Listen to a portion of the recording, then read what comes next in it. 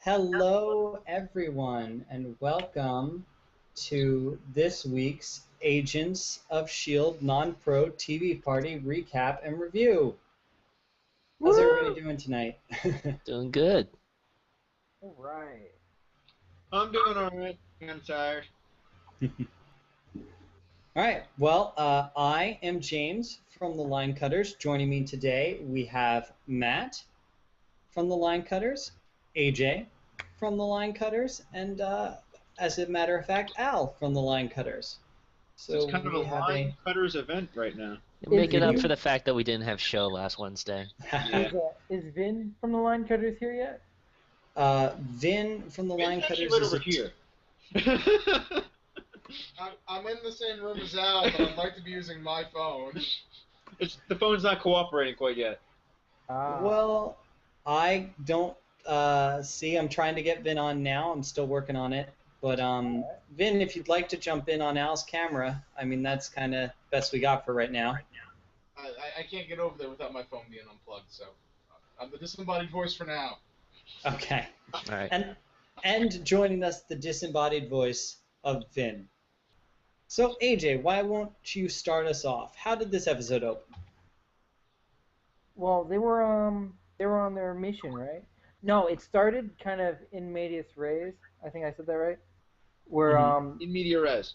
in media res, where they're all in a plane and everything's gonna be all right, and then the plane blows up, and then they go to their actual mission. And it was like you're like what? Like a side of the plane blows up, and a guy goes flying out of it, hits the wing, and flies off into death. And we know there's only so many characters on that plane, so we're already assuming one of the main cast just blew it. Episode 2, they already left the show. There you go, exactly. That's a new record for Whedon. So yes, it opens up. Kill one of them off.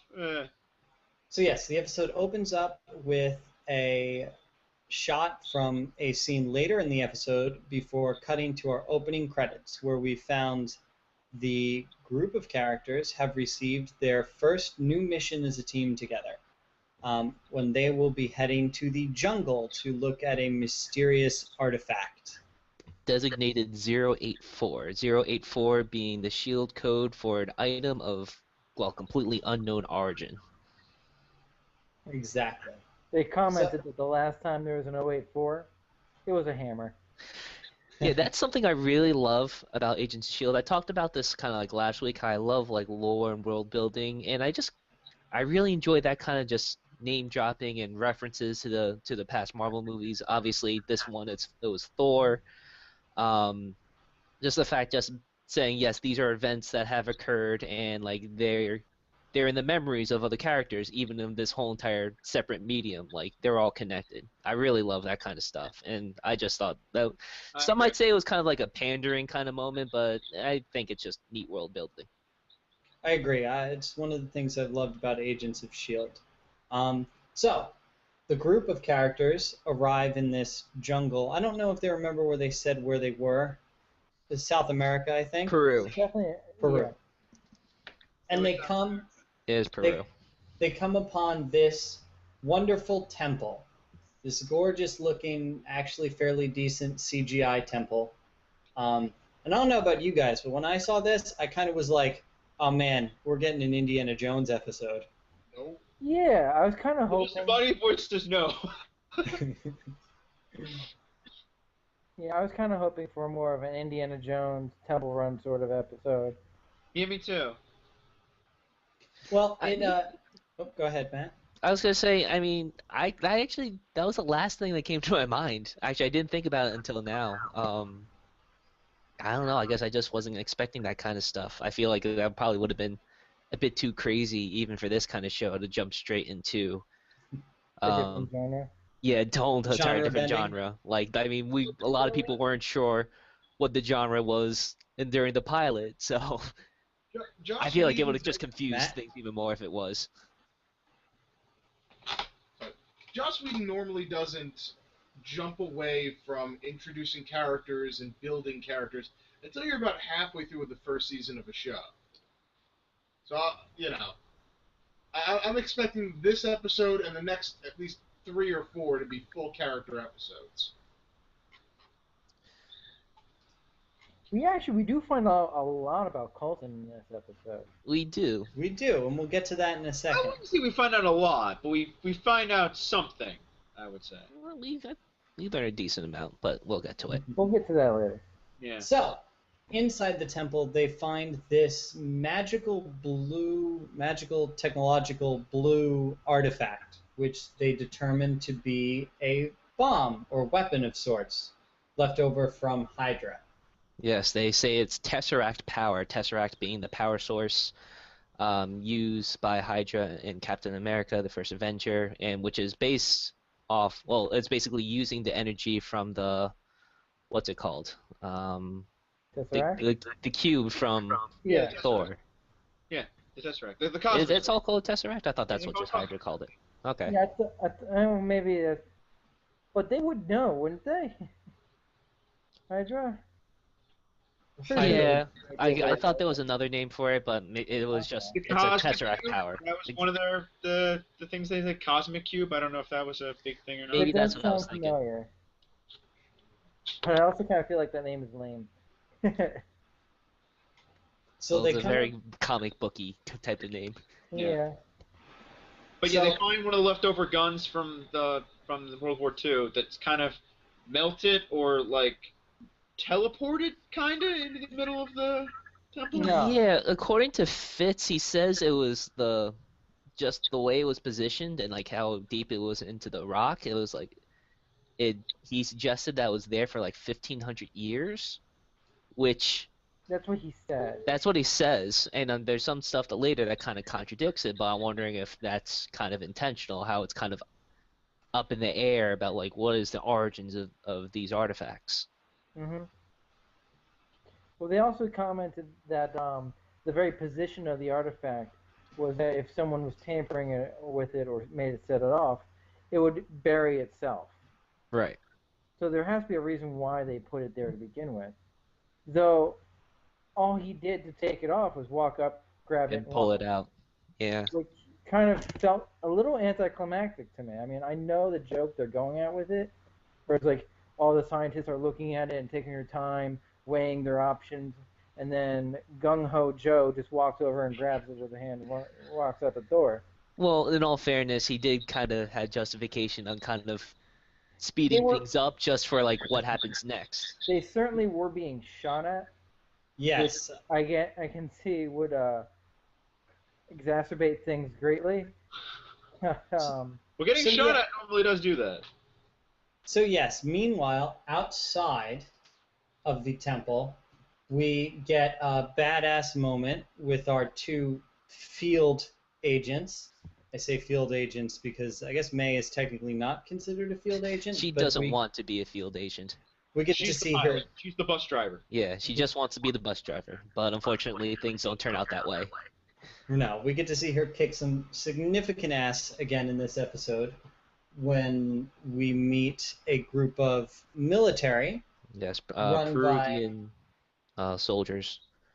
And run by this woman, an old acquaintance of Agent Coulson's. You say acquaintance in the romantically The way that intertwined he was way. like, Can we bring that to oh, mainstream? yeah. You know. That one. Yeah, that's kind of interesting. You kind of learn about some of Coulson's history where when he back was a field agent, back on like when he was probably in the position Ward was, he worked. James Bond, Ethan Hunt days when, the rules were about, getting laid and doing the mission kind of secondary. Which Well- it sounds like he did. Yeah, we were stationed in reconnaissance in our. Yeah, we were reconnaissance mission in a truck together. Yeah. We did spend very little time, reconnaissance things. Yeah. More time, doing it. So, after this little scuffle with the rebels, they get attacked. Little scuffle with the military, they get attacked by a group of rebels, Yes. and the group of rebels pushes them and the device and the military onto the S.H.I.E.L.D. jet. Actually, I gotta comment on this. Just a little bit. I feel of Josh Whedon kind of cheating a bit. During the fight scene with the rebels, Ward comes out of the temple and uses what appears to be some kind of like alien bouncing Betty device to Yeah. knock out all the aliens. That was And totally what Simon used at the beginning of Serenity. Yes. Oh my God, you're right. Yes. I didn't even think about it, but you're totally Didn't right. realize Yeah, that. the stick with the little mine that shoots up and shoots the blue energy blast. Mm-hmm. Running out of ideas, man. Unless that was really paying homage to that scene. Yo, I wanted that so Yeah, Agents of he's S.H.I.E.L.D. playing each homage. episode has some kind of Firefly or Serenity reference. I mean, first one we get the Rod Glass, next one we have the Serenity Mine.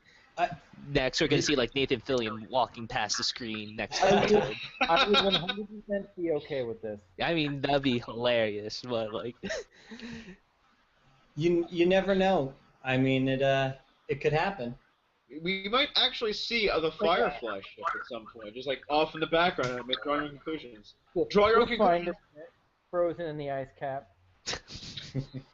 But How no, did it yeah, happen? so after Alan the went through skirmish time. with the rebels, So our rebels, I keep saying rebels. Our military and our agents are forced together on the plane Yep. when, in a surprise turn of events, the military overtakes the agents on the plane and traps them so that they can get their hands on the weapon. How do we all feel about this twist? I felt it was kind of expected, but I mean, I didn't really expect it, but at the same point, I didn't really. It didn't. This is my problem with it. Is like you had a great location at the beginning of this episode, and you kind of left it to go to the plane, and go with this plot. Like there was probably a better plot at the location. Not for what the plot they were trying to go for this episode.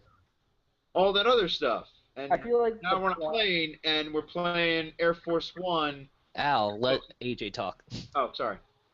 Thank you, Matt. I feel like the plot for the episode was really a team-building episode and using the Peruvian government as a unified enemy, but it also shows that Coulson is a little bit more naive than he leads you to believe, because he basically invited them into his home.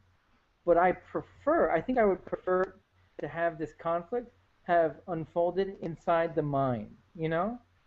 It could have been cool. I think it would have been cooler inside the mine. I mean, you wouldn't have had that scene where he's trying to show off all of his cool, like, kitschy stuff to the girl he's trying to sleep with again. It's like, hey, check out my radio wristwatch. That's so impressive, right? I wouldn't say Coulson's naive. Maybe he was a bit too trusting. But, like, at that point, like, he considered her and her soldiers allies because they've worked in the past. And but I do agree that this was more of a team-building episode and kind of really to show that, like, the bus, as they want to say, is their home. And you don't fight a unified team on their home turf. There was also probably some, production strategic reasons for doing it. You'll notice that the budget seemed a little bit bigger for this episode, but I also think that the effects they used were very focused. There were only a couple of places where I was like, that was a well-focused, CG done effect where, they spent time and money on it, but they didn't spread their money all the way around. So doing maybe a entire episode in the temple would have been a larger budgetary concern, which is maybe why they opted for the plane, which is going to be a set that they would theoretically pay for over the entire season, And yeah. Yeah, that's definitely a good point. So, Agent Coulson, along with the rest of the team, are locked up and captured. And the team, in turn of events, has to come together to learn that they're all part of the solution to their problem. They each get please, Matt. I was going to say, throughout the episode, you kind of start seeing the team interact with each other, and you find out that a lot of them, well, they really don't like each other. Either they don't trust their abilities, or they just feel like their beliefs don't mesh. In the case of Ward and Sky, like during the temple, Sky talks about how the Peruvian rebels, it's kind of awesome how they're rebelling against the government, while Ward says that this is all just leads to violence. But it leads to a great conversation later between the two when they says like, listen, hey, we believe in different things, but maybe there's a chance we could understand them. And Sky, which started out as a pretty awkward line of dialogue, but it turned out pretty neat where she talks about how she reads the tweets on Peru and how it's kind of beautiful how for the first time in years upon years that an oppressed people have a voice and they're coming together to try and solve a puzzle. And like no one person has 100% of the answer, but if 100 people have 1%, you'll still get a solution. Mm-hmm. Which leads to the big moral of the episode. But it's also exactly. nice because it's also nice because it's very topical. That's something that we've seen happening, in our world here today, all the time now. So it's very cool. I definitely like Ward's side of that exchange a little bit more than I like Sky's. Although I thought Sky in this episode was a vast improvement from episode 1. But I like his exchange in that for just being this kind of guy who we actually get his character a little bit more, where it's like, listen, I go in and I solve a problem. That's my job. I'm not normally a part of a team. I go in there, I steal the thing, I shoot the bad guy. This is new to me. And it's like I kind of felt like I got his character a little bit more than I did in episode 1. I kind of like him more now than I did before. Like he's really growing on me. I think they were able to expand on all the characters very nicely in this episode. So they come up with a plan. Who wants to talk about the plan they come up with? Okay, I'll talk. Can I describe the plan? Because it's Go for it. It's a pretty great scene, and it highlights one of the things I really love about Agents of S.H.I.E.L.D. Besides, like, I really like the characters, but the action scenes have been consistently excellent, which I'll get to in just a moment. So their plan is, okay, they need to get to Coulson, which they have to go through the lab to do that. But in order to get to the lab, the door's on lockdown, so they decided to drive one of their vans through it. But to kind of escape their bindings for the first half, May does something like half badass, half cringeworthy, where she dislocates her wrists to kind of escape her bindings. And everybody has a great expression on it, but I think Ward has the best, where he looks like he's trying to tough it out. He's like, oh yeah, agents do that all the time, but you can tell on his expression he's about to puke, just like hearing that sound. It's like, oh, she did that. Yeah. Because he's been trained to do it. He may have actually done it before. But I don't think it was a pleasant experience. No. So they get in, and they get through Fitz's little drones, the 7 dwarf drones, and they send them up in through the vents into the into kind of like the main area where the 804 is being kept, while the rest of the team starts infiltrating the room and tries to kind of like take down the Peruvian soldiers and save everybody. Now a big fight breaks out. They decided the best course of action was to actually blow a hole in the plane to kind of create some panic using the big laser that they on the screen. So we find out what happened at the beginning of the episode. You find out it was actually a giant laser shooting through the bus. They activate the device and blows the hole up. So when there's I think they said when there's a decompression thing, all the doors automatically open up, and then they're able to move through the jet as much as they want. But there's that giant hole, so. And Sky comes up with a solution to try to fix the hole eventually when it looks like they're winning, by actually inflating one of the life rafts, which conveniently plugs up the hole. Not sure how realistic that was, but it was a kind of a clever callback to a one-off joke where Ward just hands her the safety pamphlet because he thinks she doesn't know anything. I'm gonna say I don't think that would work in real life. I'm pretty No, sure probably that would not. just get sucked out. I think if the hole was smaller, Well, wait. Maybe these shield life rafts are like the biggest, baddest life rafts in the world, They are not. maybe and full of like proof. they can like withstand like maybe they are the life rafts that Indiana Jones jumped out of in Temple of Doom, and they can Yeah. survive like a fall from the sky and like bobsled down a mountain or something. I mean, maybe it was that life raft. Okay, That so we life did raft have an can, Indiana Jones stop episode. anything. Oh yeah. My So life they is more complete.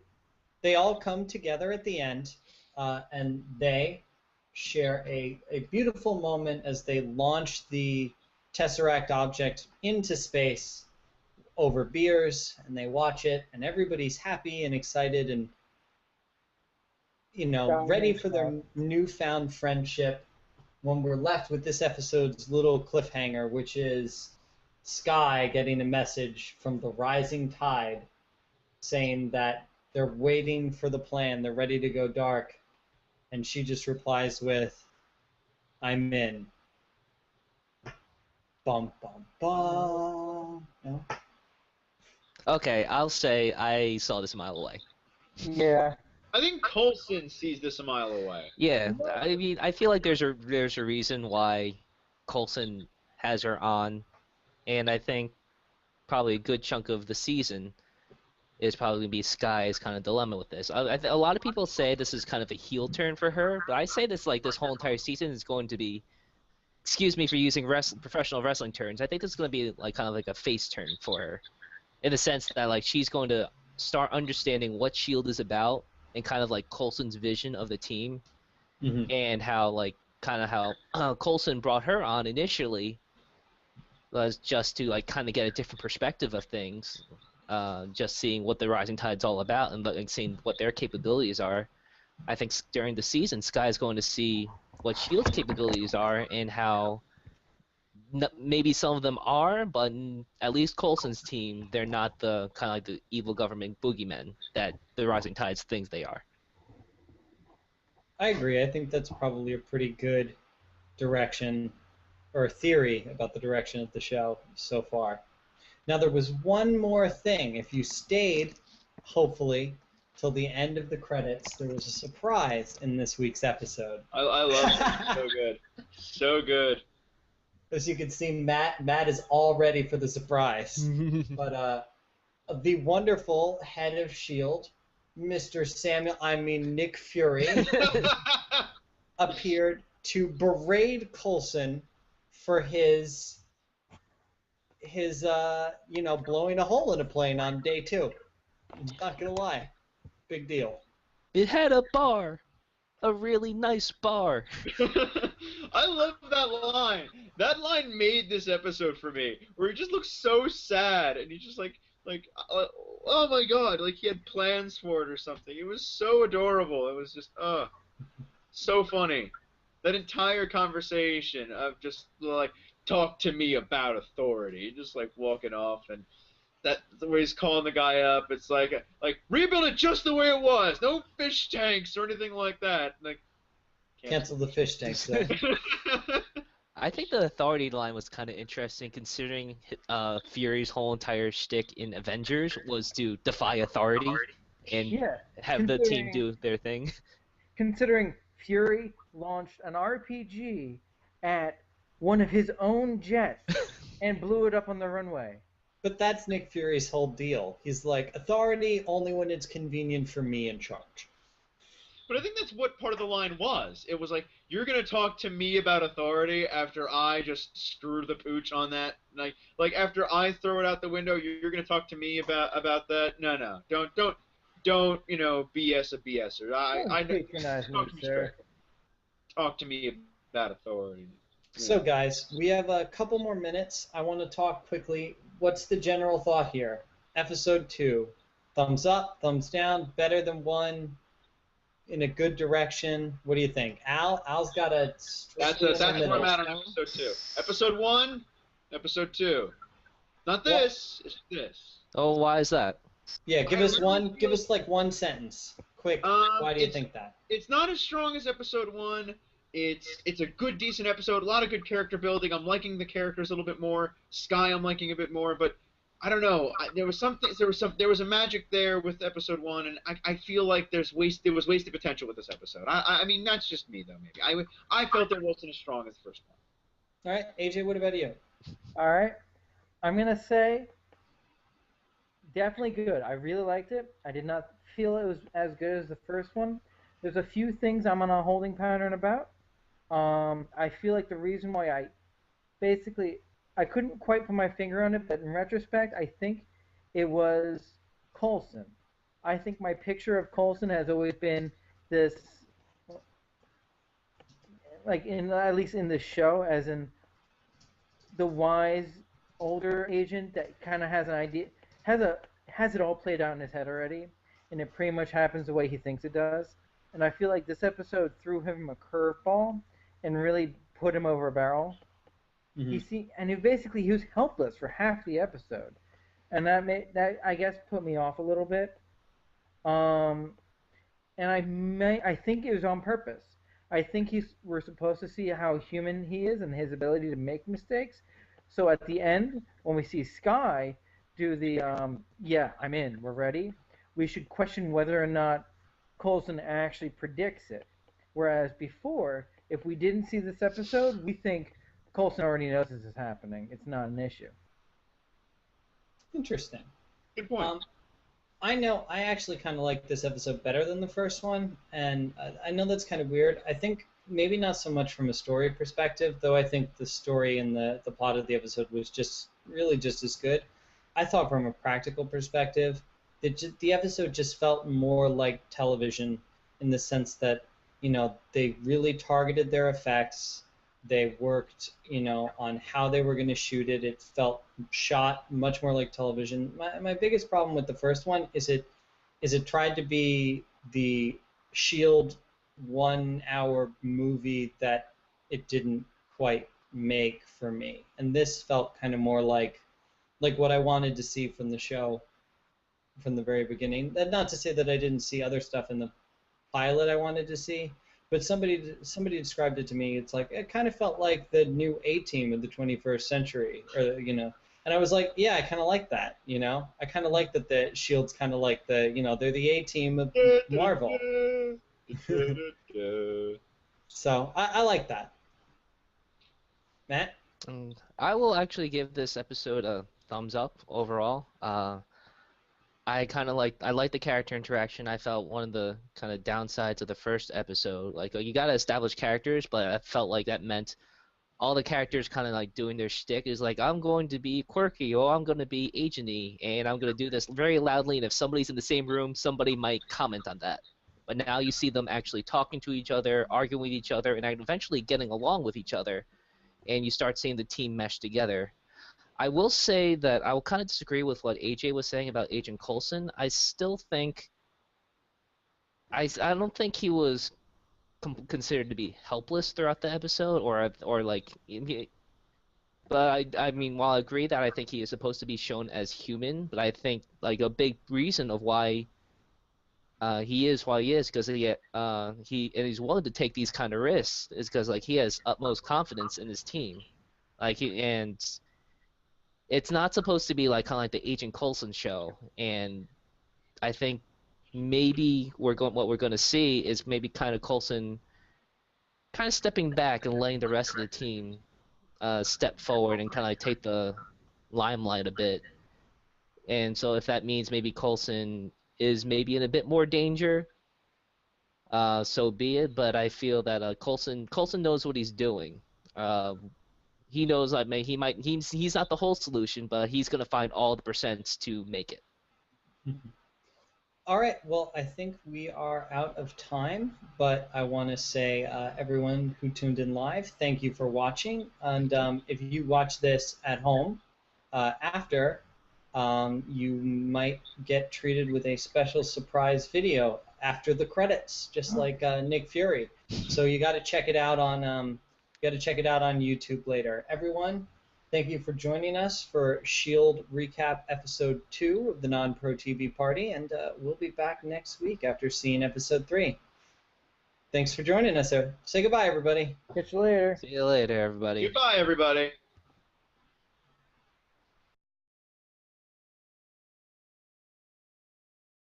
Hi, my name is Thor. Might have heard of me.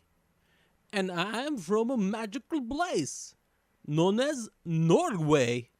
I really like this new show you have in the Americas. Agents of S.H.I.E.L.D. is very good. I like it a lot. This last episode was so good. I watched it all night with all my friends.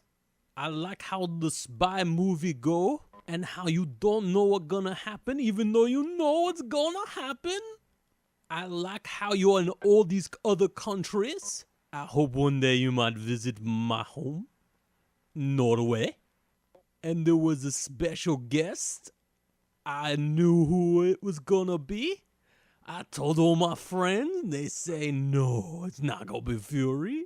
But it totally was. I was like, "Bah!" with all my friends. They were all like, no. And it was very good. I will keep watching, of course, because it's a very good show. I got to be going, so I will leave right now. Bye!